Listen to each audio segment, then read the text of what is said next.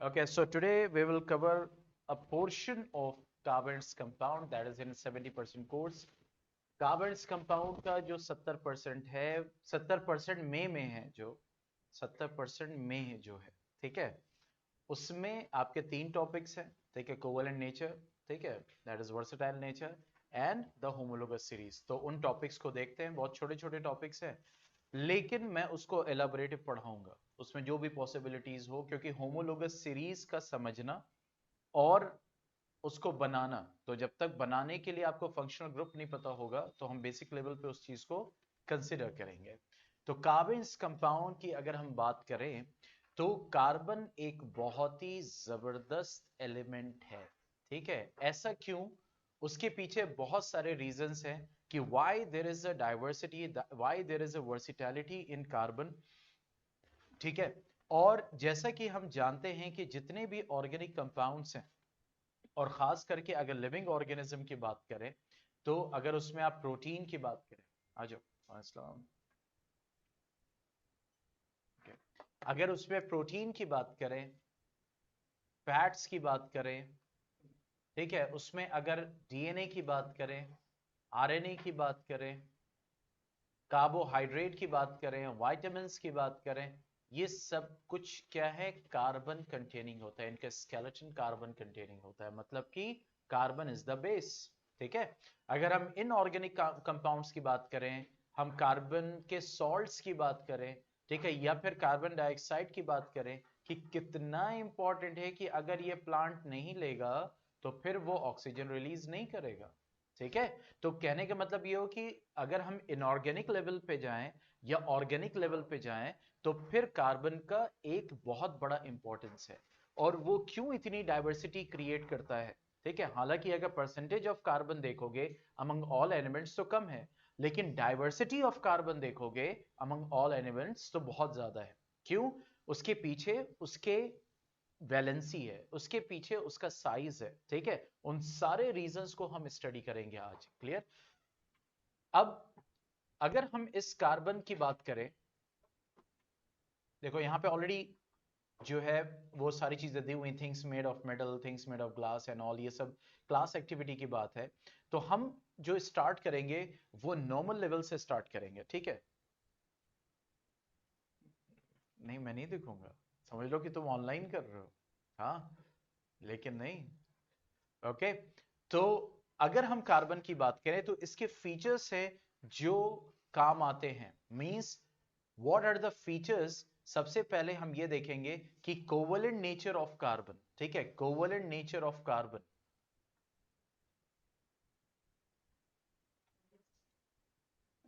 ठीक है, covalent nature of carbon,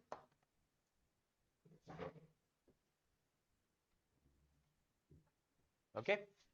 now अगर हम इस बात को स्टडी करें कि कोवेलेंट नेचर ऑफ कार्बन का मतलब ये हो गया, ये जो कार्बन होता है that forms what, the covalent compounds, क्या बनाता है, कोवेलेंट कंपाउंड्स बनाता है, ठीक है। और ये जो कार्बन कंपाउंड चैप्टर है बेसिकली ऑर्गेनिक केमिस्ट्री का पार्ट है, क्लियर। वो चीजें मैं बता दूंगा एज अ हिंट, क्योंकि वो 30% में है, तो इस वजह से हमें सिर्फ उसका एक ओवरव्यू देखना है उन टॉपिक्स का। तो कोवेलेंट कंपाउंड्स बनाता है कार्बन, ऐसा क्यों? अगर हम कार्बन के एटॉमिक नंबर पे जरा झांके तो उसका एटॉमिक नंबर क्या होता है, 6। अगर इसके इलेक्ट्रॉनिक कन्फिग्रेशन की बात करें तो इसका इलेक्ट्रॉनिक कन्फिग्रेशन होता है 2 4।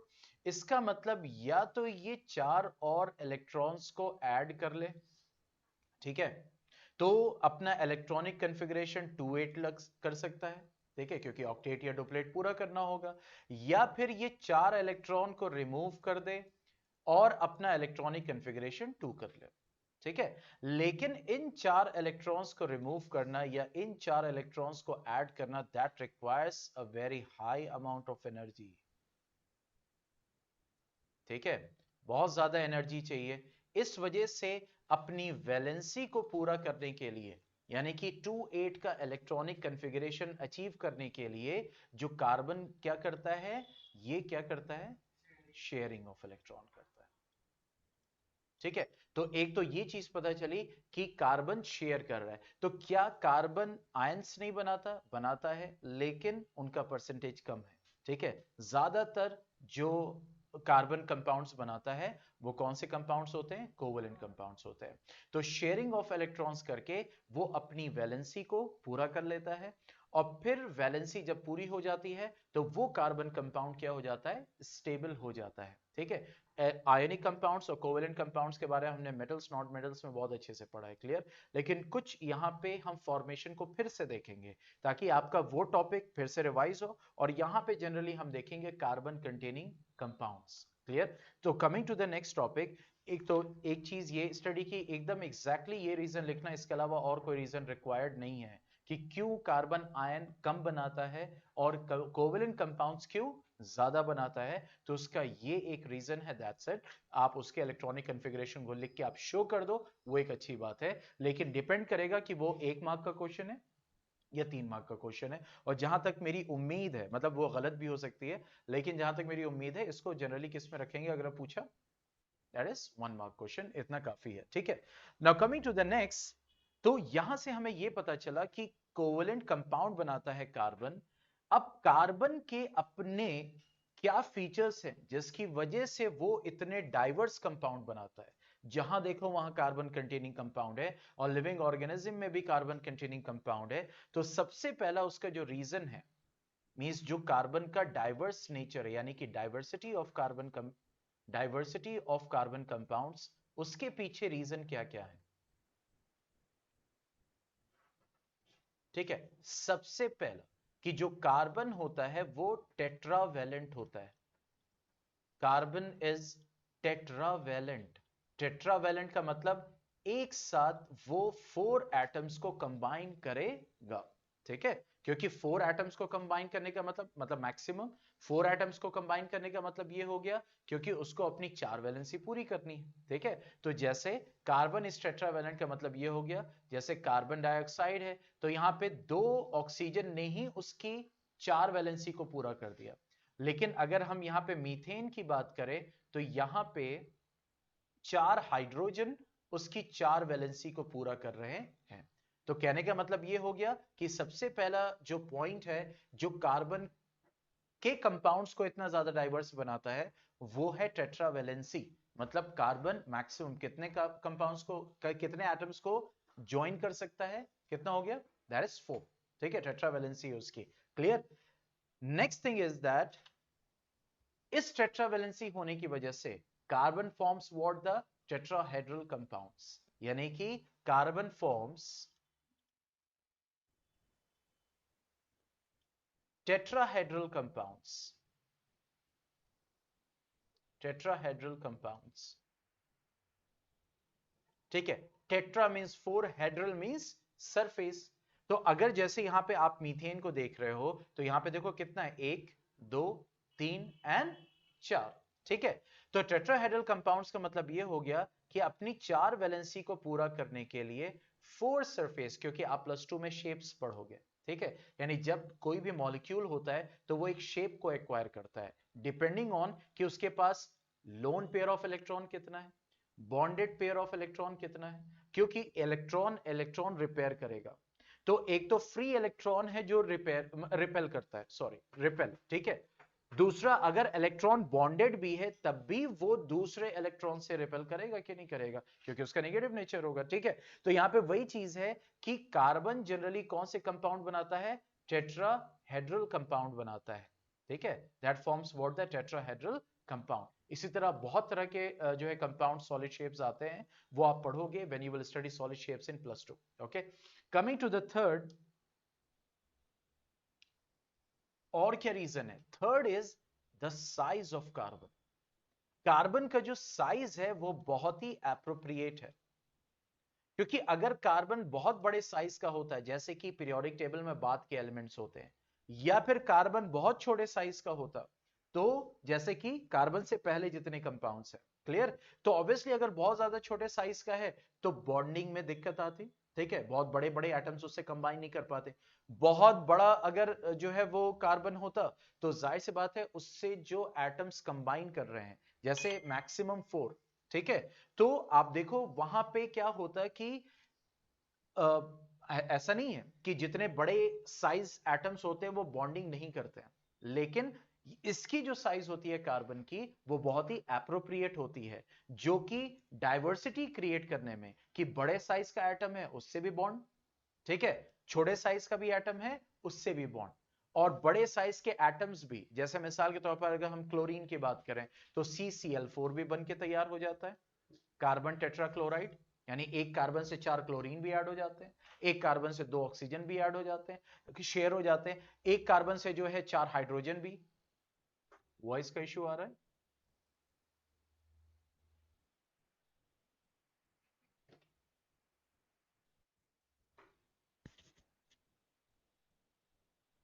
हेलो, अब सही है?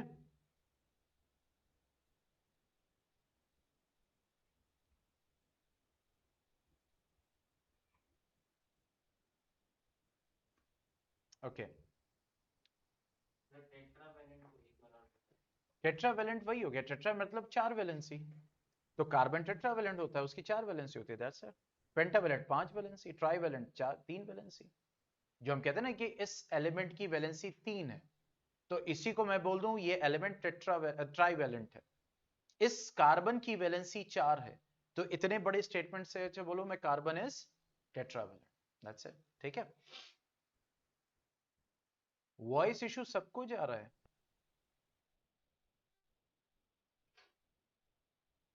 अच्छा वेट अ सेकेंड,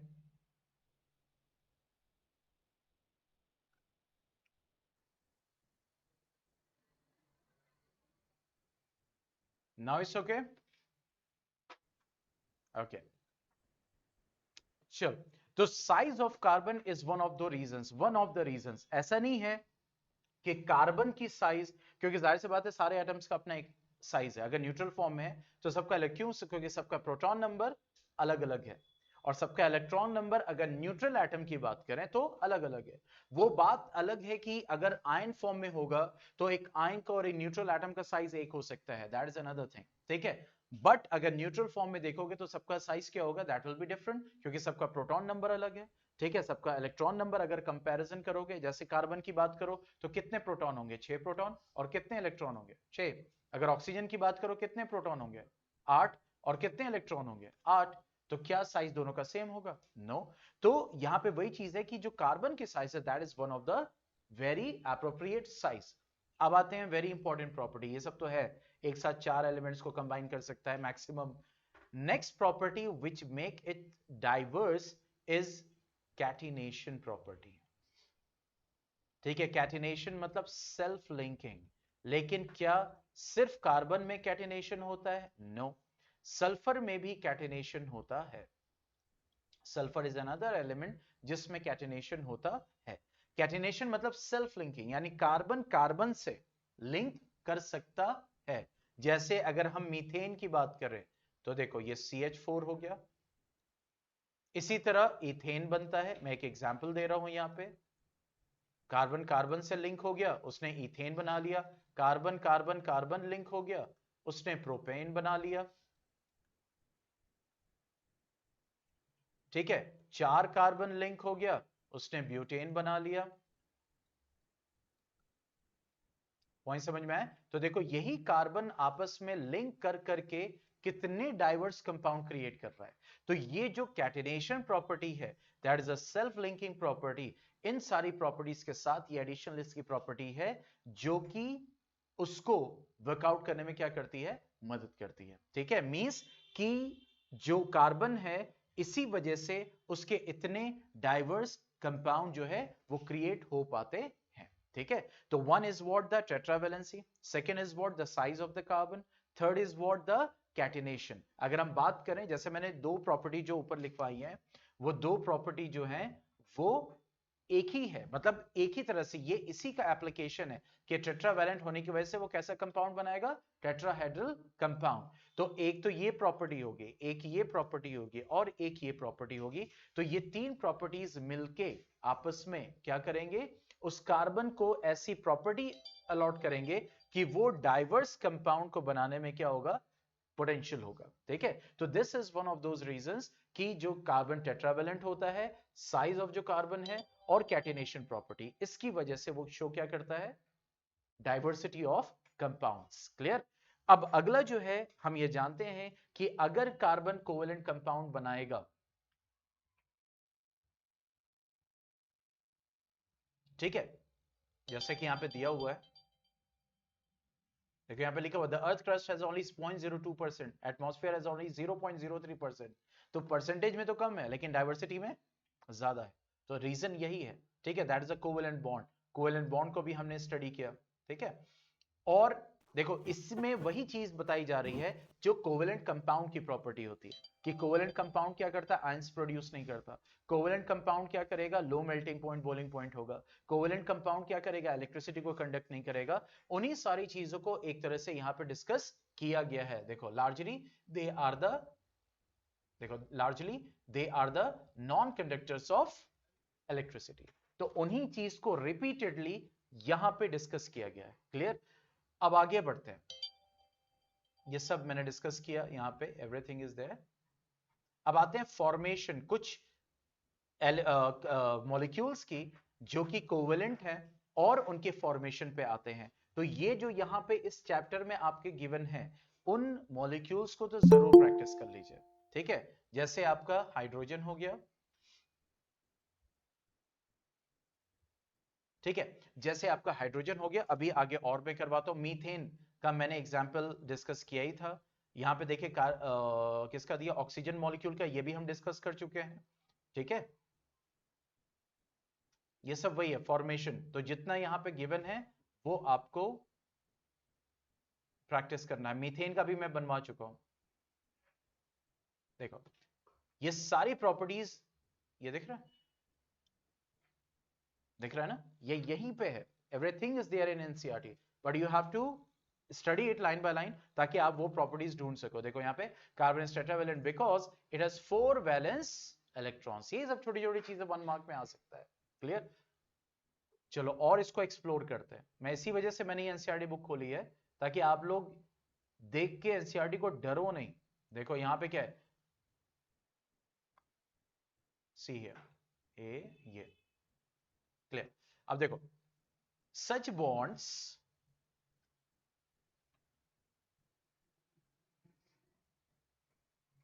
देखो such bonds which are formed by the sharing of electron are known as covalent bonds. Covalently bonded molecules are seen to have strong bonds within the molecule, but intermolecular forces are weak. ठीक है, this gives rise to the low melting point and boiling point. यहां पे ये reason दिया हुआ है क्यों इन covalent compounds का जो है, कोवेलेंट कंपाउंड्स का मेल्टिंग पॉइंट और बॉइलिंग पॉइंट कम होता है। ठीक है, क्यों कम होता है? क्योंकि अगर आयनिक बॉन्ड्स की बात करें तो वहां पे बॉन्डिंग क्या होती है, स्ट्रांग होती है, और यहां पे क्या होती है, वीक। Simple reason. इस वजह से कोवेलेंट कंपाउंड्स का मेल्टिंग पॉइंट और बॉइलिंग पॉइंट क्या होता है, लो होता है। देखो सबसे पहले हमें यह समझना पड़ेगा कि मेल्टिंग सॉरी और बॉइलिंग पॉइंट, ठीक है, मेल्टिंग किसको कहते हैं? ये आपके पार्टिकल्स हैं, एटम्स हैं, बहुत ध्यान से समझना, ठीक है। ये अब ऐसे ऐसे हो गए, इसी को तो आप मेल्टिंग कहते हो ना। तो ये बताओ अगर मान लो ये वाटर वाटर है, वाटर वाटर वाटर, मैं एक थियोरेटिकल पिक्चर बना रहा हूं, ये सब वाटर है, बहुत ध्यान से समझना क्या यहां पे बताने की कोशिश की जा रही है। ये बताओ ये क्या होगा, स्टेट आइस का होगा ना, जब सारे वाटर मॉलिक्यूल्स, अब जब यहां पे वाटर मॉलिक्यूल थोड़ा थोड़ा दूर हो जाएंगे तो ये क्या बन गया आपका, दैट इज लिक्विड स्टेट। तो ये बताओ इस लिक्विड स्टेट में क्या H2O के बॉन्ड टूटे हैं? पॉइंट को समझना, कौन से बॉन्ड टूटे हैं? जो इनके बीच में था ना, पॉइंट समझ रहे हो, इंटरैक्शन। तो यहां पे देखो मैं क्यों फोकस करा रहा हूं, ये देखो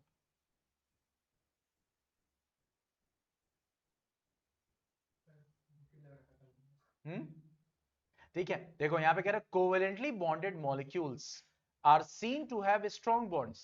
यानी अगर आप ये देखोगे कि ये जो वाटर है, इनके बीच में ये जो कोवेलेंट बॉन्ड है ये तो स्ट्रॉन्ग होंगे, लेकिन आयनिक बॉन्ड से कमजोर होंगे। वैसे क्या होंगे, स्ट्रॉन्ग होंगे। लेकिन इन मॉलिक्यूल्स के बीच में, with in the molecule, but intermolecular forces, intermolecular मतलब दो मॉलिक्यूल्स के बीच में जो बॉन्डिंग होगी, पॉइंट समझ में आया, वो बॉन्डिंग कैसी होगी, वीक होगी। अगर यही बॉन्डिंग स्ट्रांग होगी, जो कि किस में होगा, आयनिक, तो ये जो मॉलिक्यूल्स हैं इनको दूर दूर जाने में ज्यादा एनर्जी चाहिए, तोड़ने में। लेकिन यही जब बॉन्डिंग क्या होगी, वीक होगी, जैसा कि कोवेलेंट कंपाउंड्स में देखने को मिलता है, तो इन्हीं बॉन्ड्स को तोड़ने में एनर्जी कम चाहिए। तभी वो जो करीब करीब पार्टिकल है वो क्या हो जाएंगे, थोड़ा सा दूर। तो यहां पे जो स्टेटमेंट लिखा हुआ है कि जो मॉलिक्यूल्स होते हैं उनके स्ट्रॉन्ग बॉन्ड्स तो होते हैं, लेकिन intermolecular forces are weak, जिसकी वजह से उसका मेल्टिंग पॉइंट और बॉइलिंग पॉइंट दोनों क्या होता है, कम होता है। पॉइंट समझ में आए? तो यहां पे हम जो पढ़ रहे हैं प्रॉपर्टीज ऑफ कोवेलेंट कंपाउंड से पढ़ रहे हैं, जो ऑलरेडी हम मेटल्स और नॉन मेटल्स में स्टडी कर चुके हैं। ठीक है, coming to the next.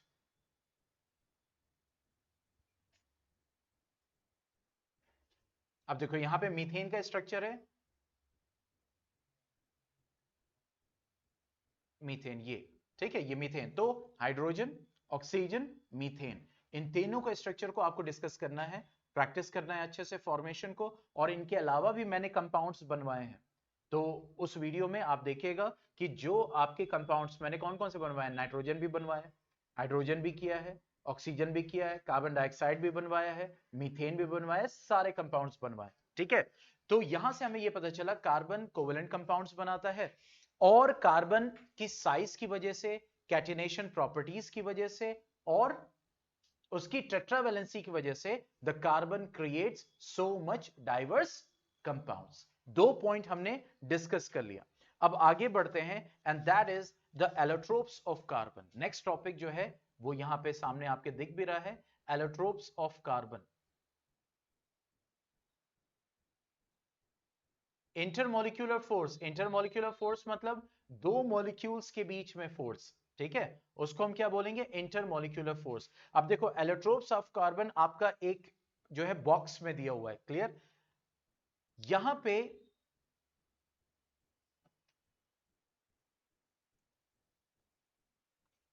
Next topic that is allotropes of carbon. Allotropes of carbon का मतलब ये हो गया कि कार्बन के डिफरेंट डिफरेंट फॉर्म्स, ठीक है। So the different physical forms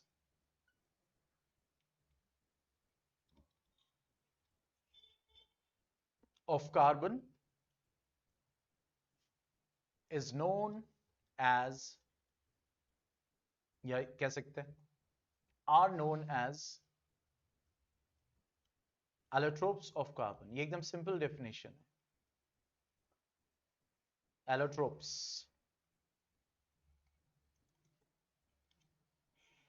ठीक है, तो allotropes of carbon का मतलब ये हो गया कि कार्बन के डिफरेंट डिफरेंट फॉर्म्स, ठीक है। तो ये तो एकदम सिंपल डेफिनेशन है, और अगर हमें डिटेल डेफिनेशन लिखनी होगी तो उसमें एक प्रॉपर्टी को ऐड करते हैं, मतलब कि ऐसे फॉर्म्स, यानी कि एलोट्रोप्स, जैसे मान लो कार्बन मैंने यहां से हटा दिया, मैंने सिर्फ पूछा व्हाट आर एलोट्रोप्स, ठीक है, मैंने ये नहीं पूछा what are allotropes of carbon, मैंने पूछा व्हाट इज एन एलोट्रोप और व्हाट आर एन एलोट्रोप्स। तो अगर हमें उसे डिफाइन करना हो तो कैसे डिफाइन करेंगे, सिर्फ एलोट्रोप को अगर डिफाइन करना हो, क्योंकि यहां पे कार्बन था इसलिए मैंने कार्बन मेंशन किया, ठीक है। उसमें लिखे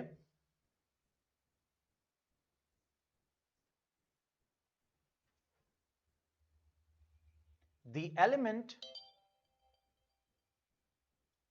when exist in two or more different forms having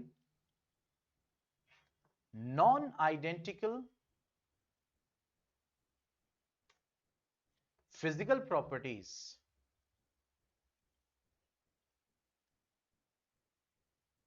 but identical chemical properties।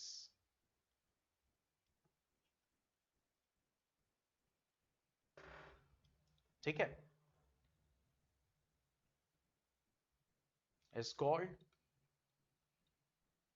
N allotrope. मतलब वो एलिमेंट के डिफरेंट फॉर्म्स जिनकी फिजिकल प्रॉपर्टीज तो डिफरेंट होंगी, लेकिन केमिकल प्रॉपर्टीज जो होंगी वो सेम होंगी। ठीक है, केमिकल प्रॉपर्टीज जो होंगी वो सेम होंगी, तो उसको हम क्या बोलते हैं? एलोट्रोप कहते हैं।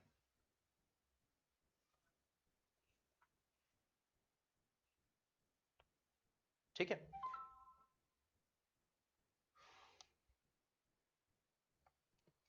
ये जो कार्बन के एलोट्रोप्स है, ये तो हमने स्पेसिफिकली एलोट्रोप को देखा। अब वापस आते हैं अपने टॉपिक पे, एलोट्रोप्स ऑफ कार्बन। तो ये जो कार्बन के 3 एलोट्रोप्स हम स्टडी करेंगे, कौन कौन से? डायमंड,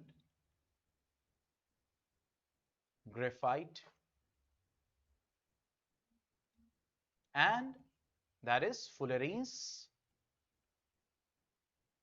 या फिर बकमिंस्टर फुलेरीन।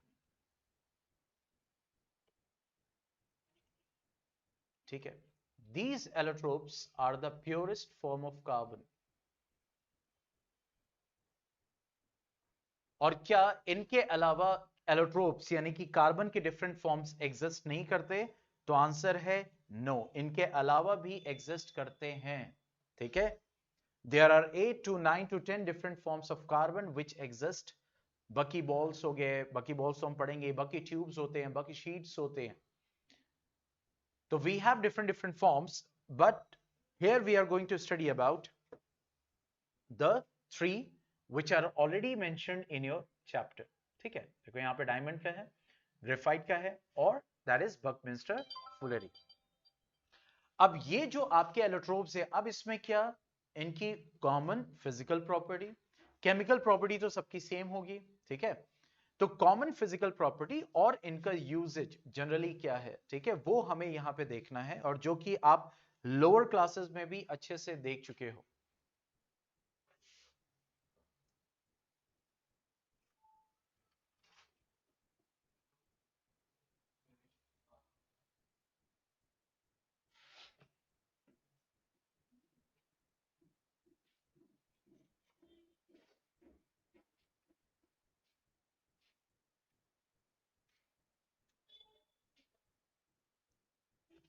ओके, चलिए अब आगे बढ़ते हैं। सबसे पहले देखते हैं डायमंड को, हीरा। हीरे की पहचान तो जौहरी कर सकता है ना अबू जैद? तो जौहरी कौन है? तुम हो या तुम हीरा हो? हीरा लाल पन्ना लाल है। ठीक है, चलो सबसे पहले दैट इज डायमंड।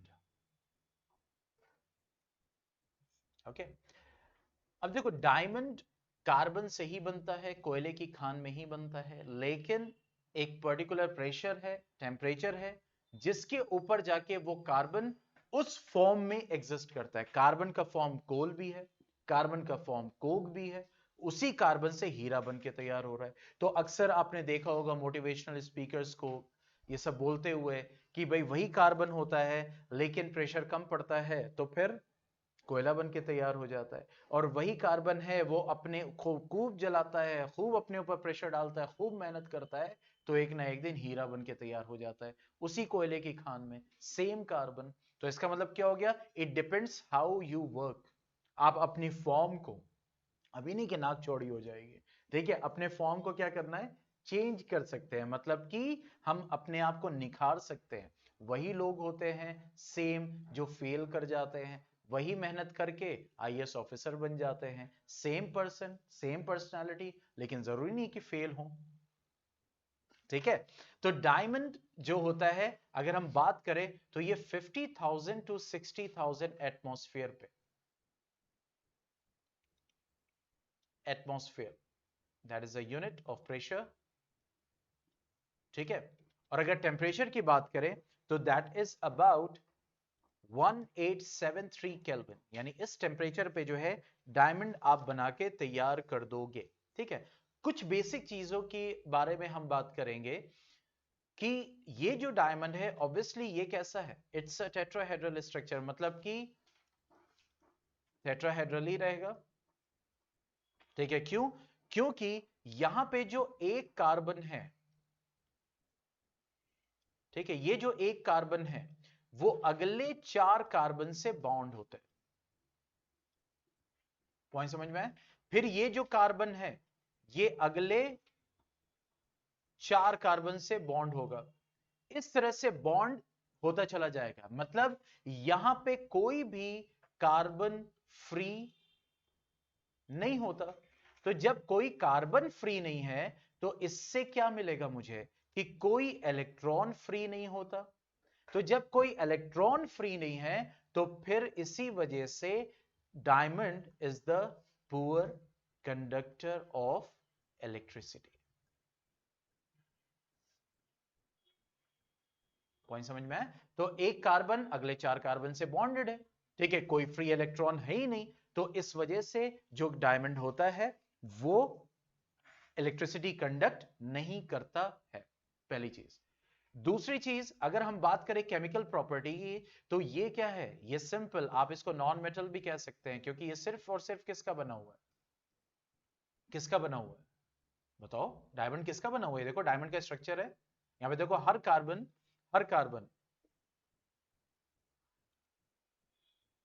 ये है अगले 4 कार्बन से अटैच्ड है, ठीक है। तो ये सब क्या है, किसका बना है, ओनली एंड ओनली कार्बन, ठीक है। तो जब कार्बन का ही सिर्फ बना हुआ है तो क्या किया, आप गए आपने हीरे की अंगूठी जो है एक ली और बैठे हुए हैं और गलती से जो है वो आग में गिर गई तो क्या होगा, उस डायमंड का धुआं उड़ जाएगा, मतलब कि क्या बन के निकल के आएगा, सिर्फ और सिर्फ कार्बन डाइऑक्साइड। और आपकी अंगूठी 1 लाख 1.5 लाख 1 करोड़ की जो है वो कार्बन डाइऑक्साइड फॉर्म है नेचर में। यस, तो केमिकल प्रॉपर्टी क्या है, this is only what, carbon. तो जब एक डायमंड की अंगूठी आग में गिर गई तो क्या मिलेगा, सिर्फ और सिर्फ कार्बन डाइऑक्साइड, और उसको सूंघ के बस हम करेंगे कार्बन डाइऑक्साइड आ जाए और हम संतुष्टि, हम जो है सुकून में आ जाएंगे कि हमारी जो अंगूठी है वो मेरे दिल हृदय में बसी पड़ी है, क्योंकि वो धुआं बन चुकी होगी, ठीक है। तो कहने का मतलब ये है कि डायमंड अगर आग में गिरे, क्यों, क्योंकि ये इस टाइप के बना के क्वेश्चंस दे सकते हैं, ठीक है, 1 मार्क में। तो क्या मिलेगा, nothing else except CO2, why, because it is made of only and only, yes, carbon कोई नहीं चुरा पाएगा, आप भी नहीं गए, आपके 1 लाख जैसे हवा में, ठीक है। हाँ, अब यहां पे वही चीज है कि इस डायमंड के स्ट्रक्चर के बेसिस पे obviously you can create artificial diamonds, हम आर्टिफिशियल डायमंड्स क्रिएट कर सकते हैं, आर्टिफिशियल डायमंड्स क्रिएट किए जाते हैं, ठीक है। और उन आर्टिफिशियल डायमंड्स को, वैसे अगर डायमंड की बात करें तो नेचुरली वो जो है किस में यूज हो रहा है, ज्वेलरी में, ज्वेलरी में यूज हो रहा है, ठीक है। इसी तरह डायमंड्स यूज किए जाते हैं, यस, ग्लास कटर्स में यूज किए जाते हैं, लेकिन ग्लास कटर्स में कौन से यूज किए जाते हैं, आर्टिफिशियल, ठीक है। क्यों, क्योंकि आर्टिफिशियल ऑब्वियसली उससे क्या होगा, उसकी कॉस्टिंग कम आ जाएगी, क्योंकि जो ग्लास पेन होती है उसके पॉइंट पे यहां पे डायमंड लगा होता है। पॉइजनस कैसे होता है, क्या चीज, नागिन वागिन तो नहीं देख लिया कहीं, नागिन सीरियल,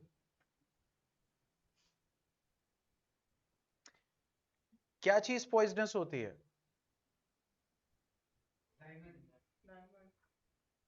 डायमंड पॉइजनस, क्यों, आ नहीं रहा नेट, हाँ, डायमंड पॉइजनस होता है, भाई मैं तो फर्स्ट टाइम सुन रहा हूँ, क्यों होगा भाई, कार्बन के बना हुआ, ऐसा क्या है इसमें, आ, आ,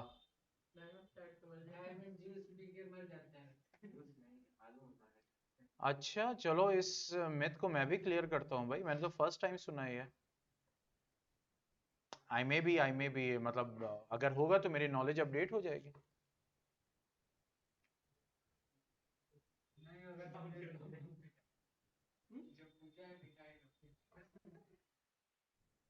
नहीं, मतलब एक रीजन होना चाहिए ना कि chemical is diamond poisonous, type हो जाओ भाई।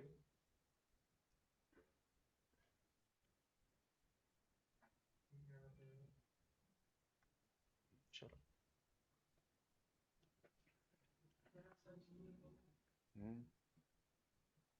Let's see. well lemon is not poisonous, it is the hardest matter known। अब समझ में आया? चाट चाट के मरो। ये बात अलग है अगर वो इनहेल हो गया तो ऑब्वियसली चोकिंग कर जाएगा, कटिंग कर सकता है, वो एक अलग चीज है। वही मैं कह रहा हूं, वो तो कार्बन का बना, ऐसा क्या है उसमें जो वो पॉइजनस उसको बना देगा? साइनाइड थोड़ी मिला हुआ है उसमें। हाँ पता चला CN- अगर फंक्शनल ग्रुप लगा होता तब साइनाइड होता, तो हाँ वो पॉइजनस। ओके तो ज्वेलरी में यूज होता है, ग्लास कटर्स में यूज होता है। जनरली हम आर्टिफिशियल डायमंड्स को यूज करते हैं। इसको पॉलिश किया जाता है, इसको जो है रिफाइन किया जाता है इसके शेप और इसकी स्पार्कलिंग को मेंटेन करने के लिए। और आपको बता दिया जाए कि ये जो डायमंड है ये स्पार्कल क्यों करता है, क्योंकि ऑलरेडी हम ये फिजिक्स में पढ़ चुके हैं। Due to total internal reflection. हमने पढ़ा था कि जब क्रिटिकल एंगल पे, यानी उस एंगल पे जब क्या इंसिडेंस हो एंगल, और जो रिफ्लेक्टेड एंगल हो वो 90 डिग्री हो जाए, तो ऐसे क्रिटिकल एंगल पे जब इंसिडेंस एंगल होता है तो वो क्या होता है? That follows total internal reflection, इधर से इधर से इधर से इधर से। ठीक है, तो वो रिफ्लेक्ट हो जाता है, इसीलिए आपने देखा होगा वो क्या करता है? स्पार्कल करता है। तो डायमंड जो स्पार्कल करता है उसके पीछे एक ही फिजिकल फिनोमिनन है, और वो क्या है?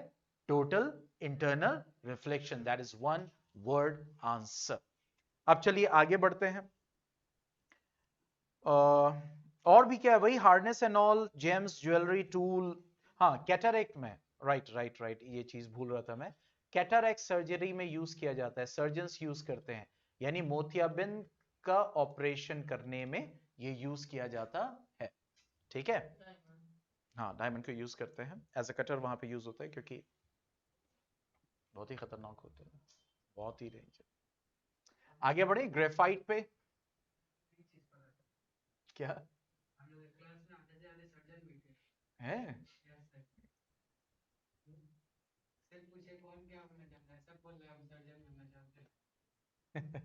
नहीं अच्छी बात है। नहीं सर्जन क्यों, मतलब वो तो नहीं है कुछ। Okay now coming to the graphite. अब देखो ग्रेफाइट डायमंड से कैसे अलग है? It's a greyish black substance.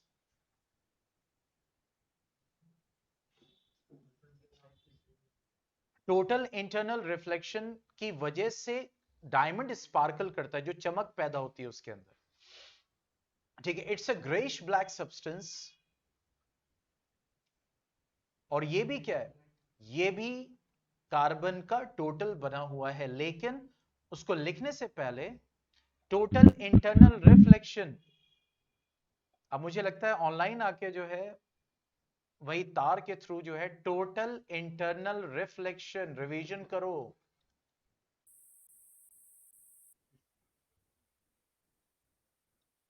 मेरी बाकी वीडियोस अनलिस्टेड होती हैं तो व्यूज बढ़ेंगे तब भी कोई फायदा नहीं होगा, तब भी मैं कह रहा हूं वीडियो देखो।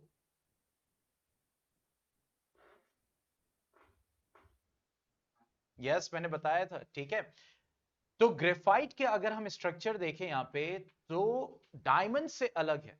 अगर यहां पे देखें आप तो देखो यहां पे शीट फॉर्म में होता है। देखो ये एक शीट बन रही है, दिख रहा है? और ये दूसरी sheet, this is first sheet and this is second. अब उजैद अंगूठी लोगे ये वाली? भेज दूं? शू ट्रांसफर। ओके तो यहां पे ये जो शीट्स है, इन शीट्स में ही सारा आंसर है। क्योंकि अगर हम हेक्सागोनल स्ट्रक्चर देखें तो यहां पे क्या था? टेट्राहेड्रल।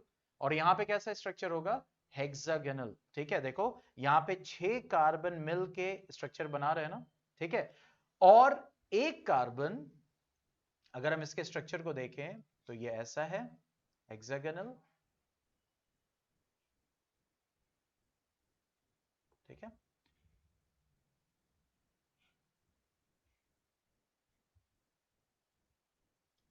ठीक है, तो यहां पे आप देखो एक कार्बन जो है वो अगले 3 कार्बन से ही अटैच्ड है। यहां पे देखो एक कार्बन जो है अगले 3 कार्बन से ही अटैच्ड है। तो इसका मतलब क्या हो गया कि एक इलेक्ट्रॉन, यानी एक कार्बन एटम पे एक इलेक्ट्रॉन रह गया क्या? फ्री। तो इसी वजह से ये जो फ्री इलेक्ट्रॉन होता है it helps in the conduction of electricity. Point समझ में आया? तो इसीलिए डायमंड में क्योंकि कोई फ्री इलेक्ट्रॉन नहीं होता, इस वजह से इलेक्ट्रिसिटी कंडक्ट नहीं करता। इसमें फ्री इलेक्ट्रॉन होता है एक कार्बन पे। हाँ, वैलेंस इलेक्ट्रॉन, वैलेंस इलेक्ट्रॉन ही तो कंबाइन करते हैं। तो एक कार्बन से ये शेयर हो गया, एक कार्बन से ये शेयर हो गया, एक कार्बन से ये शेयर हो गया, ये बच गया। इसी तरह हर कार्बन पे एक इलेक्ट्रॉन फ्री रहेगा क्योंकि हर कार्बन अगले 3 कार्बन से सिर्फ अटैच्ड है। तो ये जो फ्री इलेक्ट्रॉन्स है they help in the conduction of electricity. एक तो पॉइंट ये हो गया। दूसरी अगर हम बात करें तो ये जो शीट है, जैसे this is sheet number 1, this is sheet number 2, तो यहां पे आप देख रहे होगे डॉटेड लाइन में कुछ बना है, दिख रहा है? अब देखो ये जो सॉलिड लाइंस हैं ये शो कर रहा है आपका कोवेलेंट बॉन्ड, ठीक है।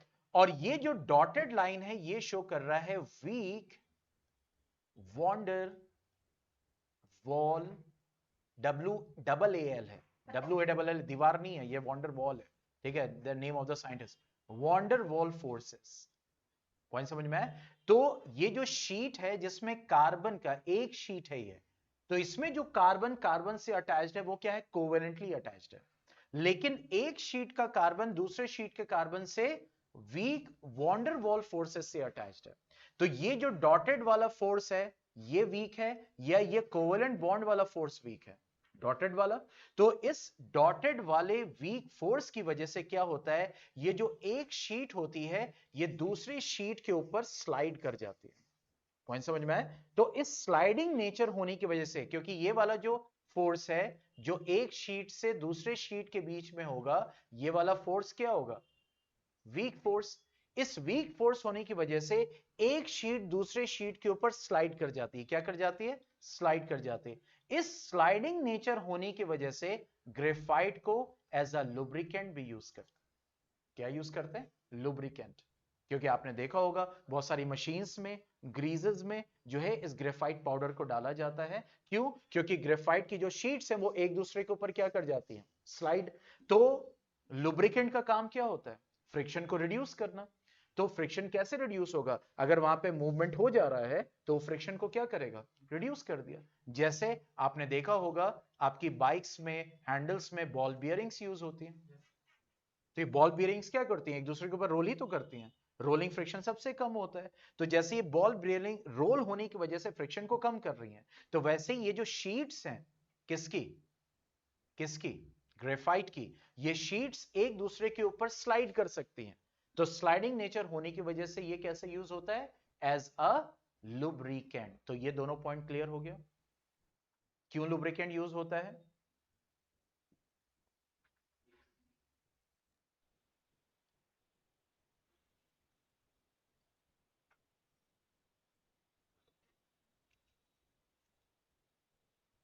ठीक है। तो यहां पे अगर हम बात करें तो जैसे हमने बताया लुब्रिकेंट को स्टडी किया हमने और कंडक्शन ऑफ इलेक्ट्रिसिटी के रीजन को किया। और कैसा स्ट्रक्चर होता है? हाँ हाँ बताओ। हेक्सागन। क्या? हेक्सागनल स्ट्रक्चर है। तो यहां पे वैलेंसी जो है, वैलेंसी जो है वो एलिमेंट से रिलेटेड होती है, स्ट्रक्चर से रिलेटेड थोड़ी होती है।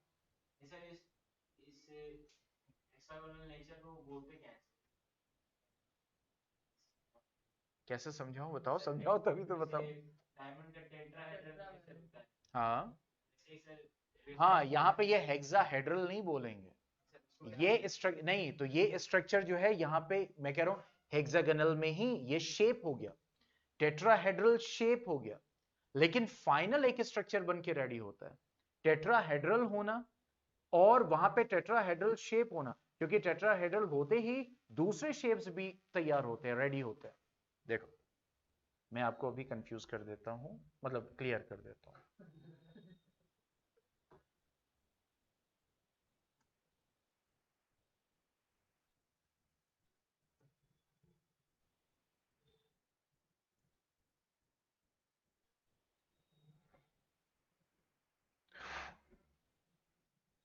क्योंकि टेट्राहेड्रल होना, देखो कार्बन टेट्राहेड्रल है, ठीक है, लेकिन जरूरी थोड़ी कि चारों, जैसे यहां पे है, यहां पे चारों पोजीशंस पे हाइड्रोजन है मीथेन में, दिख रहा है, ठीक है। तो कार्बन जो कार्बन डाइऑक्साइड में है, तो क्या यहां कार्बन टेट्राहेड्रल नहीं है ना, टेट्रावैलेंसी है ना, लेकिन उसके साथ साथ इसके पास लोन पेयर ऑफ इलेक्ट्रॉन भी है, तो उसके ऊपर डिपेंड करेगा उसका शेप। एक मिनट,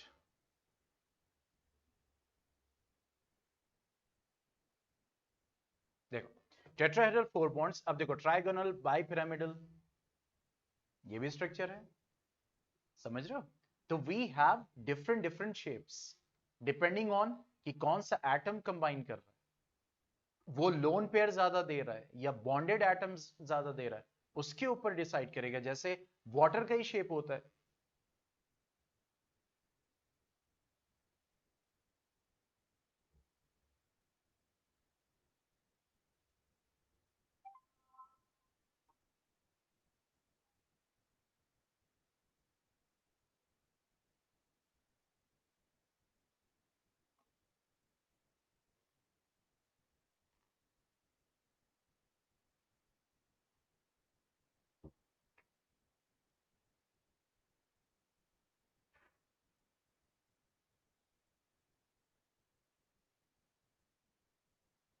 अच्छा टाइम हो गया, चलो इसको कवर करते हैं, कल कवर करते हैं, ठीक है। मतलब वो चीज है, तो यहाँ पे वही कही जा रही है, जैसे टेट्राहेड्रल है तो वो हो गया, लेकिन अब 6 होगा तो उसको हेक्साहेड्रल नहीं बोलेगा, that will create a new shape, ठीक है। तो हेक्सागोनल शेप है किसका, उस रिंग का, उस रिंग का, दिख रहा है, उस रिंग का जो है हेक्सागोनल शेप है, ये इसकी बात हो रही। लेकिन ग्रेफाइट का जो स्ट्रक्चर निकल के आएगा, फॉर एग्जांपल जो वो बना रहा है, लेकिन यहां पे अगर आप बात करेंगे तो जो कार्बन है ये अगले 3 कार्बन से अटैच्ड है, तो अभी भी जो यहाँ पे बॉन्ड्स है ये टेट्राहेड्रल पोजीशन ही वो अचीव किए हुए, पॉइंट समझ में आया। तो एलिमेंट से रिलेटेड और स्ट्रक्चर से रिलेटेड दोनों अलग अलग चीज, ठीक है। तो जैसे यहां पे था कार्बन टेट्रावैलेंट होता है और इसकी वजह से वो टेट्राहेड्रल स्ट्रक्चर रेडी करता है, ठीक है। लेकिन अगर उसमें एटम्स हुए, बॉन्ड हुए, जैसे अब कार्बन है, ये स्ट्रक्चर क्या कहलाएगा, कार्बन डाइऑक्साइड लीनियर, तो क्या इसमें कार्बन टेट्रावैलेंट नहीं है ना, पॉइंट समझ में है? ये स्ट्रक्चर कैसा है, लीनियर, लेकिन कार्बन यहां पे क्या है, टेट्राहेड्रल नहीं, टेट्रावैलेंट, ठीक है। तो वो जो हेड्रल है वो शेप से रिलेटेड है, और उसमें भी different different types of shapes होते हैं, ट्राइगोनल बाइपिरामिडल होगा, तो ये डिपेंडिंग ऑन कितने एटम्स, ऑब्वियसली अगर जाहिर सी बात है कार्बन की बात करें, कार्बन तो मैक्सिमम 4 ही कर सकता है, लेकिन कार्बन हमेशा टेट्राहेड्रल शेप देगा ऐसा जरूरी नहीं है। उसका एक एग्जांपल ये है कंफ्यूजन दूर करने के लिए, कार्बन डाइऑक्साइड, ओके। नहीं अभी एंड नहीं हुई है, रुक जाइए, भागिएगा नहीं कहीं।